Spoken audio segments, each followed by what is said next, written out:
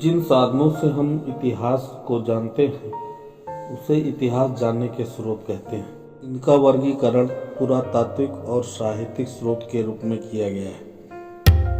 पुरातात्विक स्रोत। अभिलेख एक महत्वपूर्ण स्रोत है। यह अशोक के रुम्मनदेही अभिलेख का अंश है जो लुम्बिनी नेपाल से प्राप्त हुआ है। इस अभिलेख में अशोक ने घोषणा की है कि लुम्बिनी में उपज का 8वां भाग कर के रूप में लिया जाएगा। पत्थर पर उत्कीर्ण होने के कारण यह एक महत्वपूर्ण ऐतिहासिक स्रोत है। अभिलेखों से और क्या क्या जाना जा सकता है, आइए देखते हैं। अभिलेखों से उस काल के राजा का नाम, शासनकाल, तत्कालीन कायदे कानून, भाषा, लिपि, साम्राज्य विस्तार, सभ्यता, संस्कृति आदि के विषय में पता चलता है। सिक्के एवं मुहरे। प्राप्त सिक्कों से तत्कालीन शासक का नाम तथा उसके समय का पता चलता है। सिक्के की बनावट से उस समय की कला तथा सिक्कों के धातु से आर्थिक स्थिति की जानकारी होती है। प्यारे बच्चों, सिक्के एवं मुहरे महत्वपूर्ण ऐतिहासिक साधन है। स्क्रीन पर कुमारगुप्त का सिक्का दिखाई पड़ रहा है जिसमें उन्हें घुड़सवारी करते हुए दिखाया गया है, जिसको देखकर हम कह सकते हैं कि कुमारगुप्त एक अच्छे घुड़सवार थे। इसके अतिरिक्त पुरातात्विक खनन से प्राप्त अवशेष भी हमें इतिहास के बारे में महत्वपूर्ण जानकारियों से अवगत कराते हैं। मानचित्र में आपको हड़प्पा कालीन पुरा स्थल दिखाई दे रहे होंगे। आइए इन स्थलों को जूम करके देखते हैं। पीले आयताकार घेरे में लोथल, सुरकोटडा, धौलावीरा, सोतकाकोह, मोहनजोदड़ो, चनहूदड़ो, गवेरीवाला, कालीबंगा आदि पूरा स्थल दिखाई पड़ रहे होंगे। ये सिंधु घाटी सभ्यता के नगर कहे जाते हैं।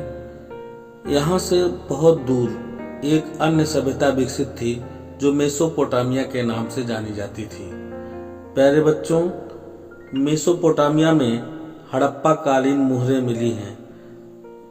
इससे इतिहासकारों ने यह अनुमान लगाया कि हड़प्पा वासियों का मेसोपोटामिया से उस समय व्यापार होता था। यही कारण है कि हड़प्पा की मुहरें मेसोपोटामिया में मिली हैं।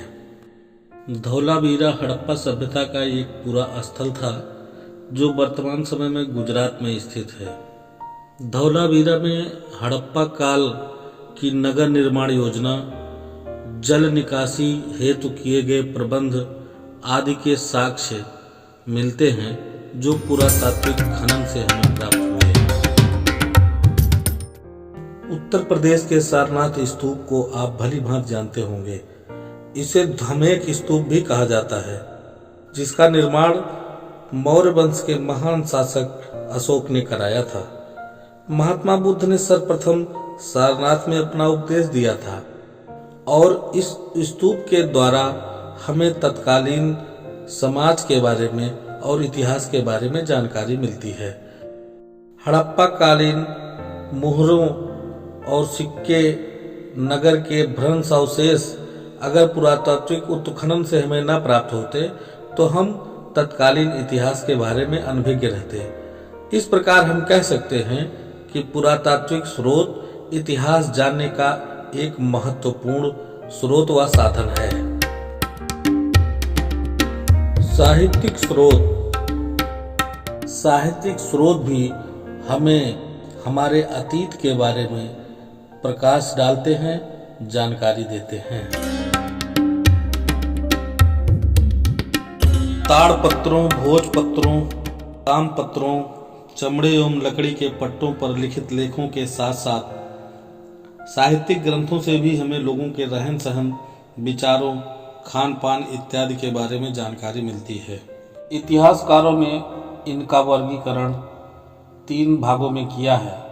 पहला धार्मिक साहित्य, दूसरा धर्मेतर साहित्य और तीसरा विदेशी यात्रियों के यात्रा वृत्तांत। धार्मिक साहित्य में वेदों का प्रमुख स्थान है, जिनसे हम वैदिक कालीन सभ्यता के बारे में जानते हैं। वहीं वाल्मीकि कृत रामायण और वेद व्यास कृत महाभारत से महाकाव्यकालीन इतिहास का विवरण मिलता है। जैन एवं बौद्ध साहित्य तथा जातक कथाओं के माध्यम से 6वीं शताब्दी ईसा पूर्व की राजनैतिक, सामाजिक एवं धार्मिक स्थिति के बारे में हमें पता चलता है। धर्मेतर साहित्य में कौटिल्य या चाणक्य का अर्थशास्त्र एक ऐसा प्रमुख ग्रंथ है जिससे मौर्यकालीन समाज की राजनीतिक, सामाजिक, आर्थिक एवं धार्मिक स्थिति का विवरण हमें प्राप्त होता है। वहीं राजतरंगिणी, जिसको कल्हण ने लिखा है, कश्मीर के 11वीं व 12वीं शताब्दी के इतिहास के विषय में हमें जानकारी प्रदान करता है। प्राचीन काल में कुछ विदेशी यात्री भी भारत आए, जिन्होंने अपनी यात्रा का वर्णन करते हुए तत्कालीन भारत की सामाजिक और राजनीतिक तथा आर्थिक स्थिति का वर्णन किया है।